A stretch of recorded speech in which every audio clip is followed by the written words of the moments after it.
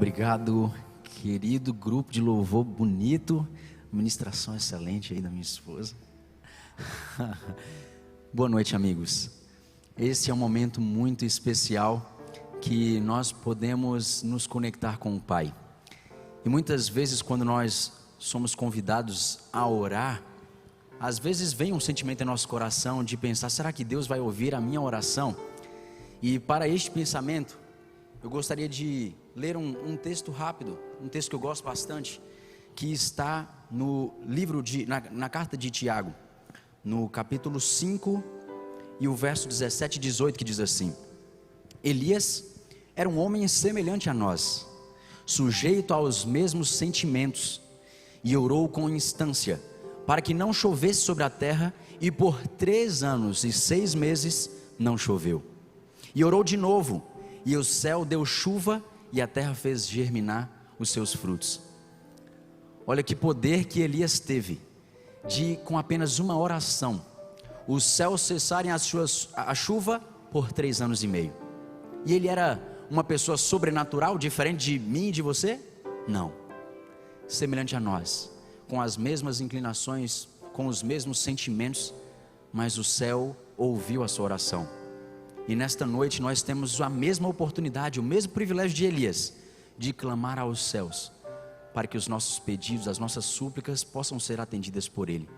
Eu queria te convidar a ficar de joelhos comigo, em atitude de reverência, para falarmos com o Pai.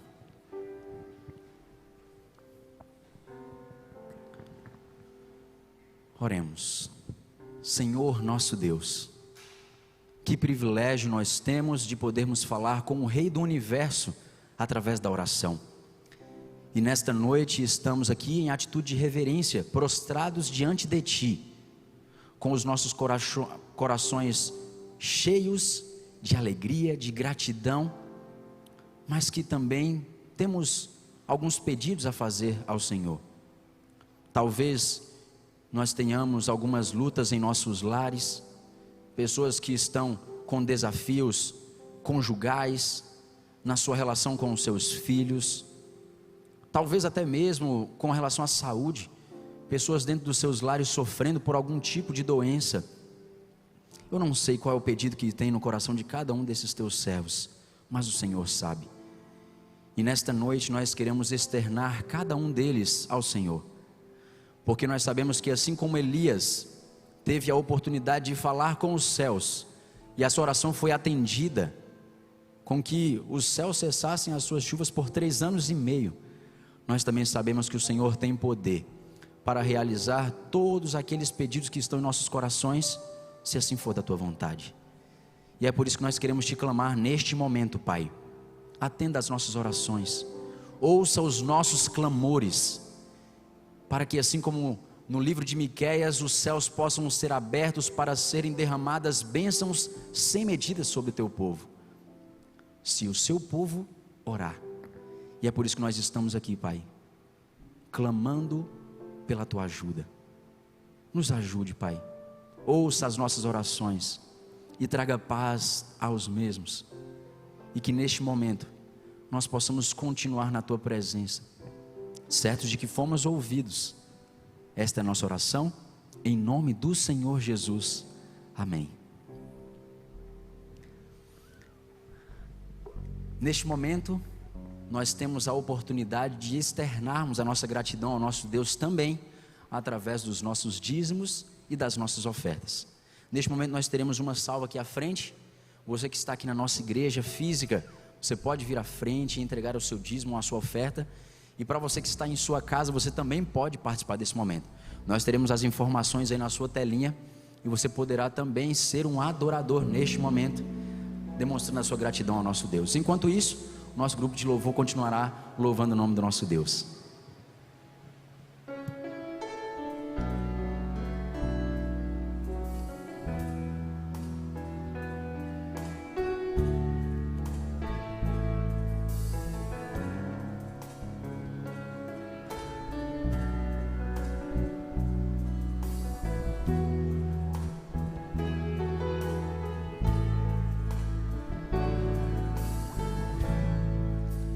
Não tardará.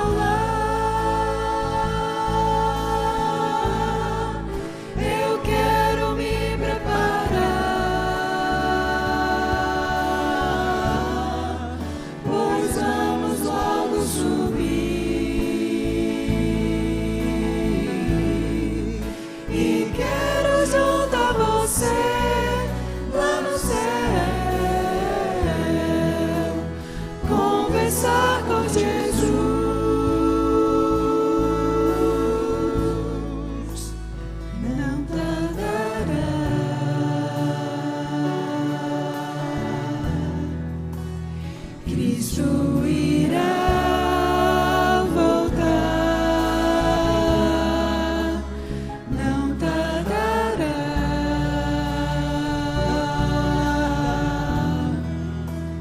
Vamos para o lar. Eu quero me preparar,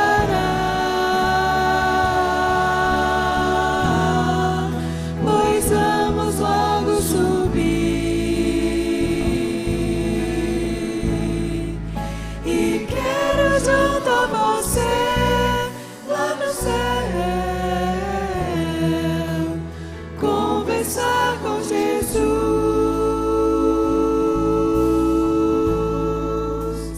Não tardará.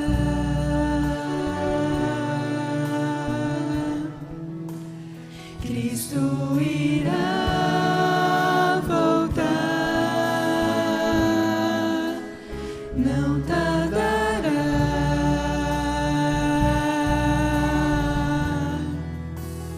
Vamos para o lar.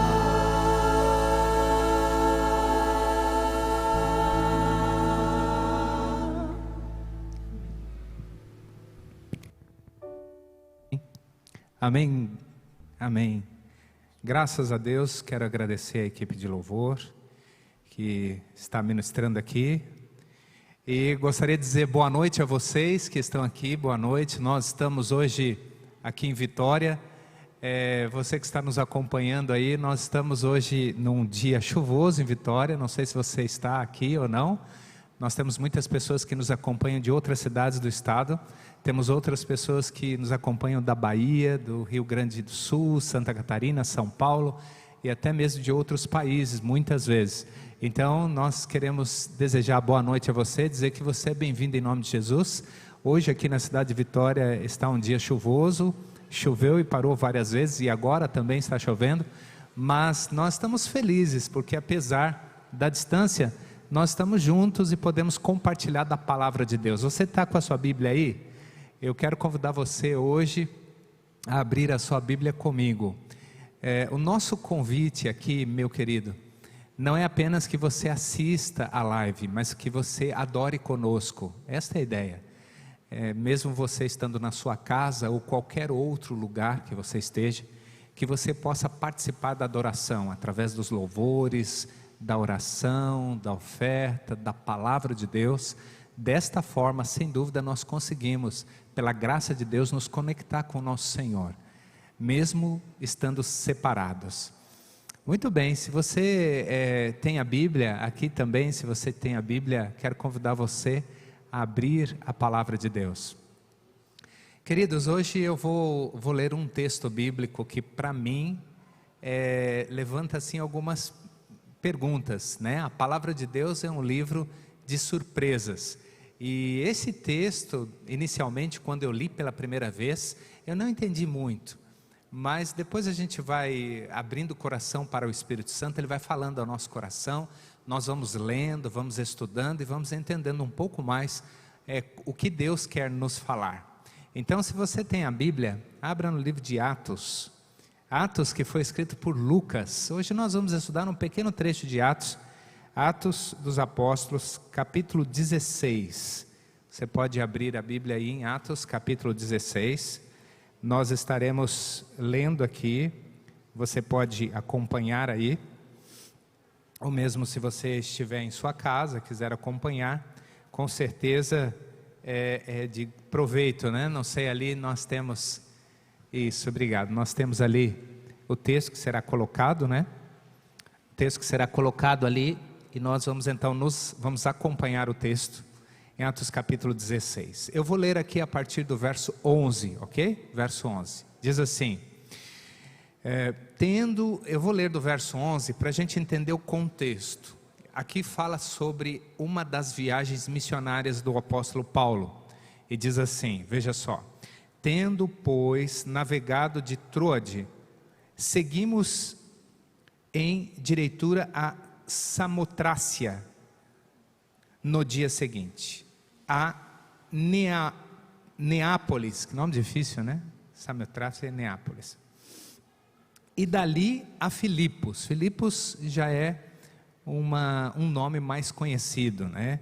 Filipos, cidade da Macedônia, primeira do distrito e colônia. Veja, nesta cidade permanecemos alguns dias. Então Paulo está dizendo que foi a Filipos e ali ele permaneceu alguns dias. No sábado saímos da cidade para junto do rio, onde nos pareceu haver um lugar de oração, e assentando-nos, falamos às mulheres que para ali tinham concorrido. Certa mulher chamada Lídia, da cidade de Tiatira, vendedora de púrpura, temente a Deus, nos escutava. O Senhor lhe abriu o coração para entender as coisas que Paulo dizia. Depois de ser batizada, ela e toda a sua casa nos rogou, dizendo: se julgais que eu sou fiel ao Senhor, entrai em minha casa e aí ficai. E nos constrangeu a isso. Então vamos entender um pouquinho. O apóstolo Paulo estava viajando, ele, Timóteo e Lucas pelo menos.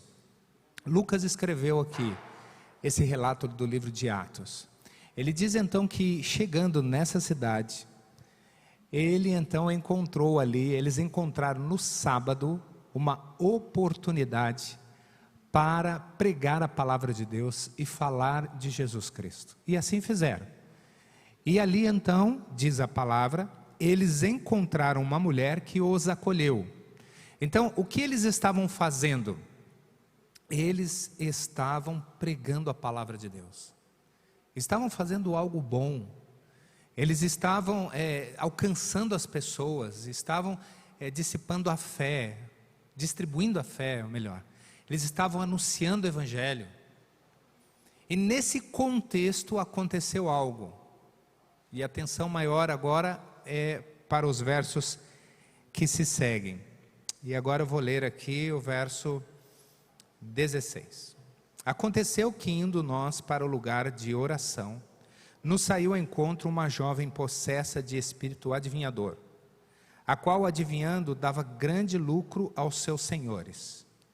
Seguindo a Paulo e a nós, clamava dizendo: estes homens são servos do Deus Altíssimo, e vos anunciam um caminho da salvação.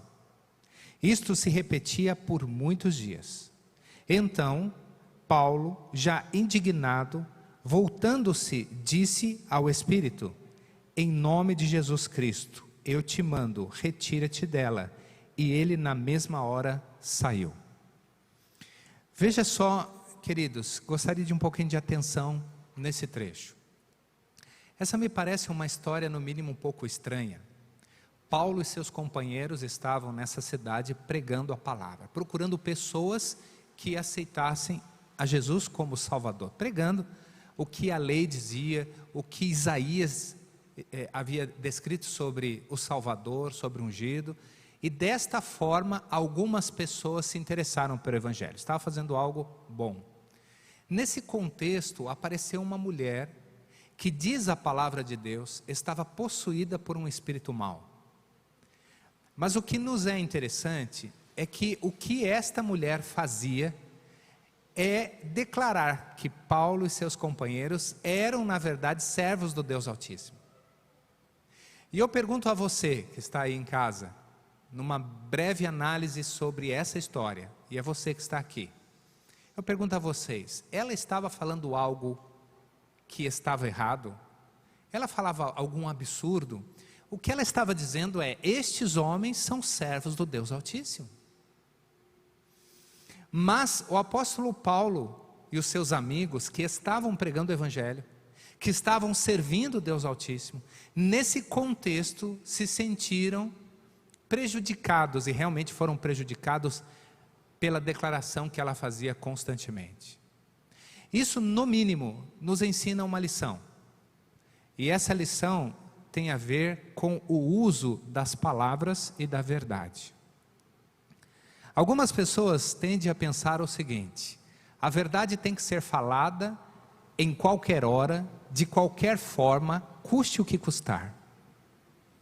E esta ideia pode nos parecer inicialmente correta, Mas o fato é que quando nós usamos da verdade, nós temos que ter também, como diz a palavra de Deus, uma boa palavra ao tempo certo. Falar a verdade, ou corrigir uma pessoa, ou esclarecer sobre um tema, ou repreender, ou até mesmo elucidar sobre algo da palavra de Deus, tudo tem o seu tempo. Inclusive inclusive Salomão deixou claro que dizendo o seguinte: há tempo para tudo, aonde? Embaixo do sol. Então, quando nós falamos, mesmo que seja verdade, na hora errada, da forma errada, aquelas palavras podem ser inadequadas. E podem então, em vez de servir de acolhimento, essas palavras podem sim servir de repulsão. E não foi diferente o que aconteceu com Paulo, seus amigos, nesse momento onde esta mulher, possuída por um espírito do mal, e nós sabemos como o inimigo é ardil, é estrategista em seus enganos, como esta mulher, falando a verdade, ela acabou repelindo o povo que queria conhecer do verdadeiro Cristo. Acabou afastando as pessoas, falando que eles eram homens, servos do Deus Altíssimo. Em essência não estava mentindo. E eu gostaria de abrir um parênteses aqui, bem rápido, não é esse o tema do nosso estudo, e falo a você que está aí nos acompanhando também. Todos nós que temos o costume de muitas vezes ir a uma literatura ou à internet para ouvir alguma coisa sobre algum assunto religioso, nós temos que tomar muito cuidado, ou cuidado redobrado nos tempos que vivemos. Porque, infelizmente, nós temos muitas pessoas que não falam coisas, podem não falar coisas que sejam essencialmente mentiras, mas a forma que fala e do jeito que fala, aquela verdade se torna inadequada para aquele contexto. Nós temos que tomar cuidado com isso. Temos que tomar cuidado. Existe sim um caminho de se esclarecer sobre os erros. Inclusive, por exemplo, no que se fala do erro da igreja. Porque a igreja de Deus é uma instituição composta por pessoas que são falíveis, imperfeitas. Existe um pensamento assim, uma vez eu escutei uma palavra que dizia o seguinte: se um dia você encontrar uma igreja perfeita, não entre nela, porque senão ela vai deixar de ser perfeita porque você é imperfeito. Então algumas pessoas, na atitude, na ansiedade, talvez, e às vezes eu duvido, com boas intenções, ou talvez não, colocam nas redes sociais mensagens que na sua essência não são mentira, mas de forma inadequada, de forma acusatória, porque o Senhor nos ensinou como nós devemos falar às pessoas. Nós temos, por exemplo, a fórmula descrita em Mateus capítulo 18, quando o irmão errar contra ti, e essa fórmula não diz que você deve ir à internet e jogar o erro do irmão publicamente, mas diz ali que você deve procurá-lo, você deve falar em particular com ele. Se ele não te ouvir, você deve levar alguém junto contigo, e assim consequentemente até você levar a igreja. Mesmo estando certo, nós temos que procurar a forma certa para alcançar o objetivo certo. E esta mulher falando coisas corretas, teoricamente, essencialmente verdade, mas da forma errada, se tornou inadequado, que de vez constituir, estava espalhando, de vez ajuntar, estava espalhando, porque o inimigo sabia que é assim que funciona. Quando nós colocamos palavras, mesmo que não sejam mentira, de forma inadequada, quando levamos publicamente para as redes sociais, quando criticamos, nós não estamos evangelizando. Muitas pessoas que se dizem evangelistas e outros que se dizem adventistas ou até mesmo cristãos, levantando dúvidas muitas vezes da fé cristã, porque às vezes tem alguma intriga com algum irmão, foi magoado por algum grupo de pessoas, e aí então coloca toda a verdade, muitas vezes ao julgamento da pessoa estranha, ou seja, de alguém fora da igreja, falando essencialmente verdades, mas não seguindo a regra de ouro que está descrito na Bíblia, conversando com as pessoas, orando primeiramente por aquela pessoa que você tem um problema, conversando particularmente com ela e assim seguindo. Sabe, amigos, esta lição, este texto pode nos ensinar isso, que existe sim um tempo e uma forma certa para a utilização da verdade, para que as coisas possam ser mudadas. Mas aí, continuando, amigos, diz assim, verso 19: vendo os seus senhores que se lhes desfizera a esperança do lucro, porque a mulher, na verdade, ela estava possuída de um espírito mau, e ela pregava e falava coisas que levavam pessoas a ganhar dinheiro, talvez numa desses circos antigos, onde as pessoas se reuniam para ouvir. Mas o fato é que esses homens perderam a fonte de lucro. Essa mulher também ela era explorada. Perderam a fonte de lucro. E quando isso aconteceu, consequentemente, esses homens que defendiam o bem, defendiam a verdade, pelo menos aparentemente, a lei e os bons costumes, diz aqui a palavra de Deus, diz que agarraram Paulo e Silas e os arrastaram para a praça à presença das autoridades. Nós vemos aqui a primeira atitude de que, ou melhor, uma das atitudes, consequência daquilo que havia acontecido, que foi a perca do lucro. Esses homens pegaram Paulo e Silas e levaram para a praça da cidade. Por que a praça da cidade? Aqueles com um pouco mais de experiência sabem, ou muitos de nós já ouvimos a história, que nas praças das cidades antigamente, principalmente nas cidades pequenas, era onde acontecia todas as coisas, era onde se decidia, era onde se apresentava as pessoas para fazer alguma exibição e também para serem humilhadas. Era assim que acontecia.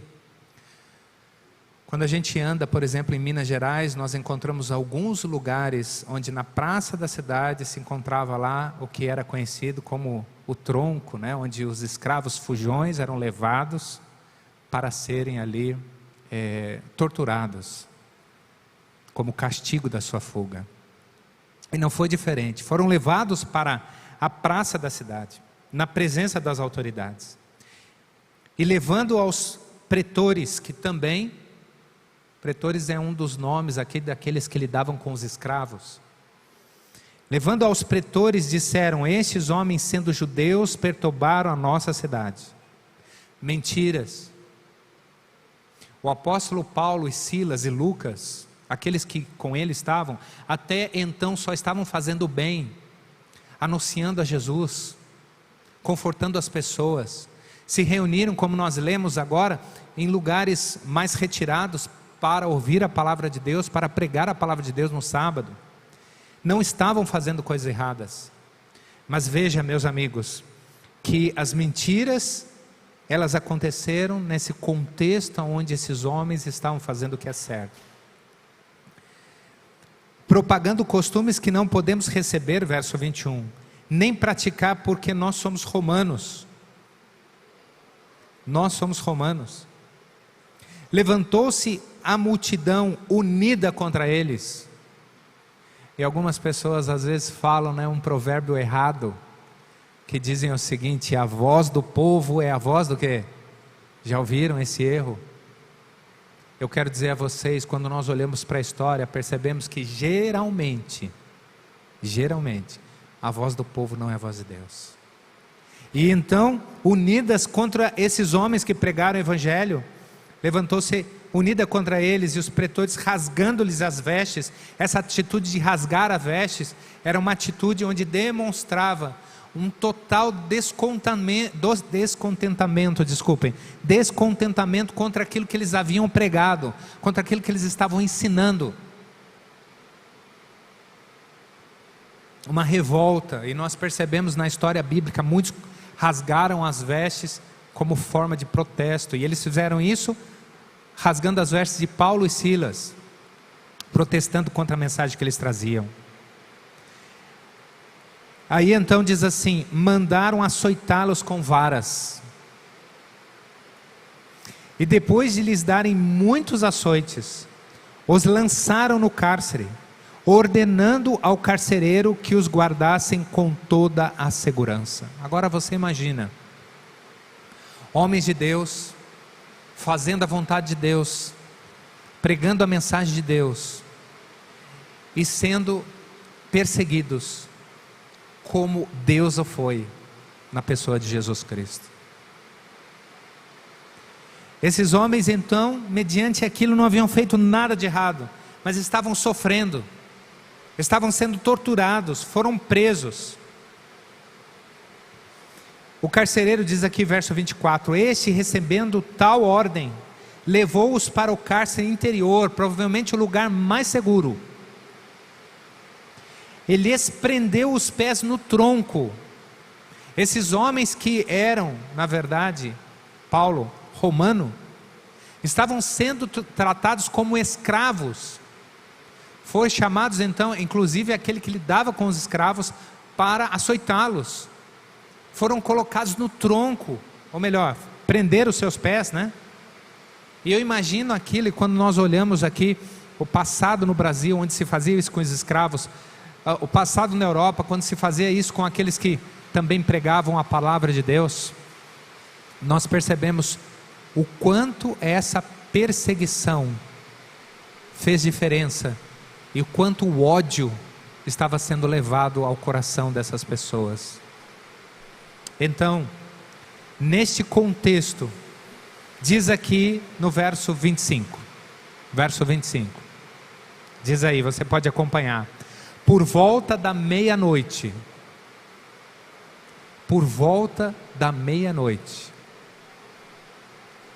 Paulo e Silas oravam e cantavam louvores a Deus, e os demais companheiros de prisão escutavam. Gente, isto aqui, esse trecho aqui, é no mínimo surpreendente. Por volta da meia-noite, eles tendo sido açoitados, eles assim ter sofrido tal situação de tortura, por volta da meia-noite, eles tomaram uma atitude, e essa atitude foi no mínimo surpreendente. Eles começaram a cantar, eles começaram a louvar, eles começaram a orar. Talvez já estavam orando, mas por volta da meia-noite aquilo havia ganho uma proporção muito alta, muito significativa, que as pessoas que estavam presas com ele, eles estavam lá no fundo, as pessoas que estavam presas com eles, ouviam o louvor, essa atitude de gratidão, por volta da meia-noite. E aí, amigos, acontece outra situação surpreendente. De repente, diz o verso 26, sobreveio tamanho terremoto, que sacudiu os alicerces da prisão, abriram-se todas as portas, e soltaram-se as cadeias de todos. Sabe, amigos, eu fico pensando, esses homens aqui sofrendo, eles não tinham motivos para agradecer. Isso é inevitável nós eventualmente fazermos comparação com a nossa vida. Muitas vezes não temos motivos para agradecer. Aliás, quando analisamos de forma assim superficial o que vivemos hoje, talvez cheguemos a esta conclusão: onde está o motivo para que possamos ser gratos? Vivemos hoje num momento histórico muito complicado, onde as pessoas não podem sair de casa, onde as pessoas estão infelizmente falecendo por falta de recursos muitas vezes, por falta de hospital, por causa de UTI. Eu não sei se de repente alguém que está nos acompanhando tem passado por um problema de saúde por causa da Covid.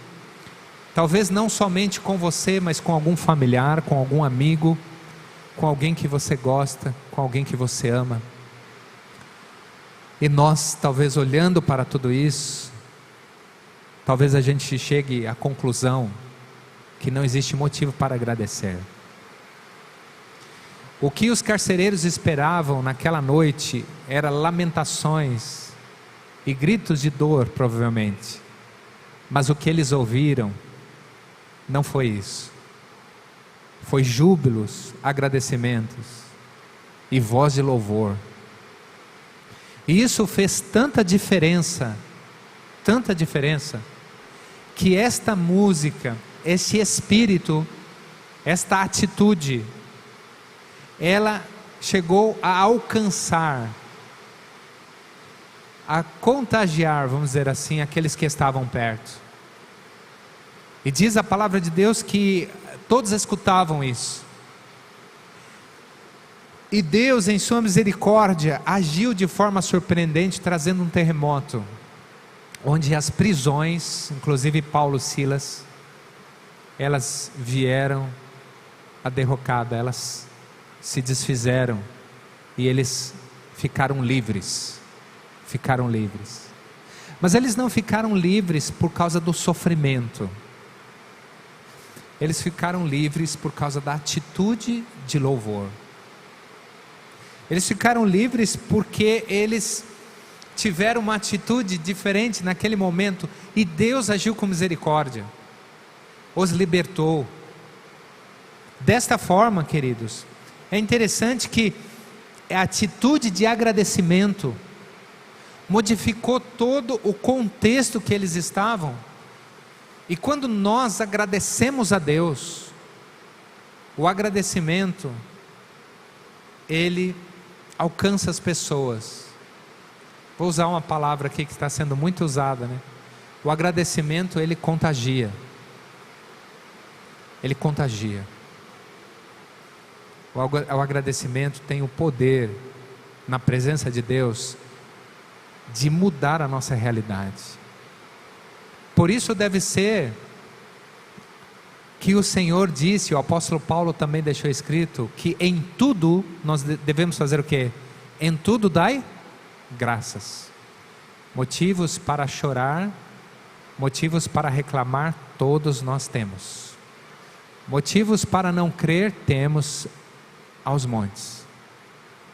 Motivos para que os nossos lábios possam apenas murmurar, nós temos muitos. Entretanto, quando agradecemos, a nossa história e a história daqueles que nos cercam muda e é transformada. É assim que acontece.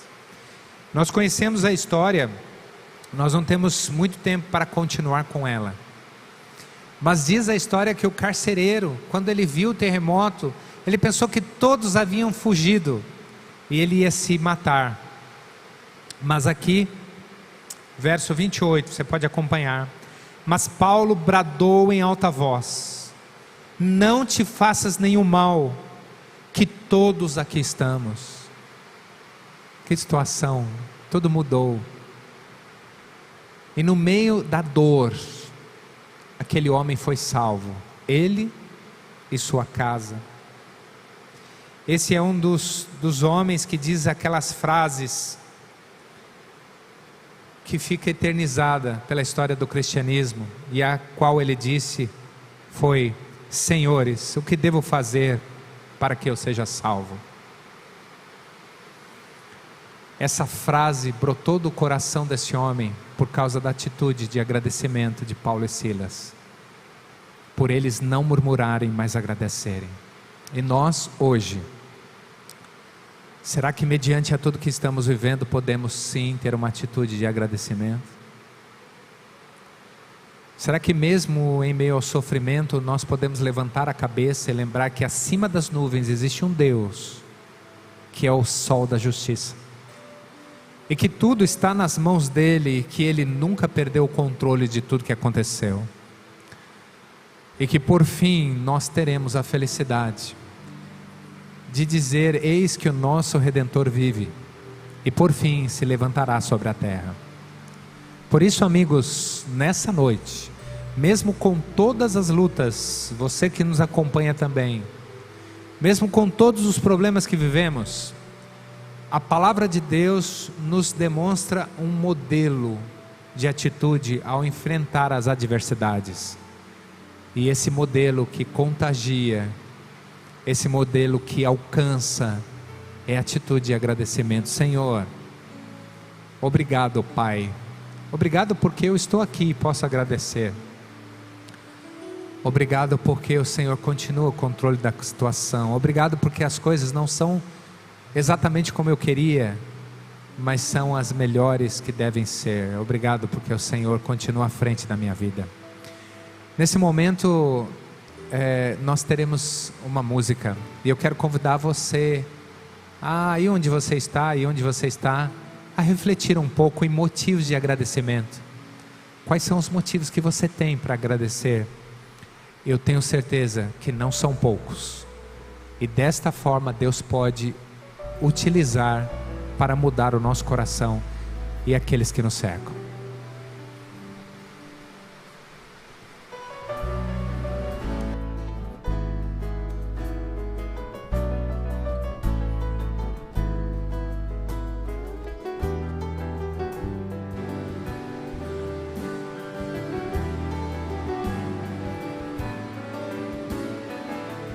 Muitas vezes, Senhor, eu me ajoelhei para pedir que tuas bênçãos caiam sobre mim. Pela tua palavra eu sei que eu posso cedir. Nela estão escritas as tuas promessas para mim. Mas às vezes, Senhor, eu me esqueço de agradecer pelos livramentos, pelo teu amor sem fim. E ao olhar para trás posso ver tua mão me guiar. Mesmo sem merecer, tens cuidado de mim. Graças te dou, por isso eu te louvo.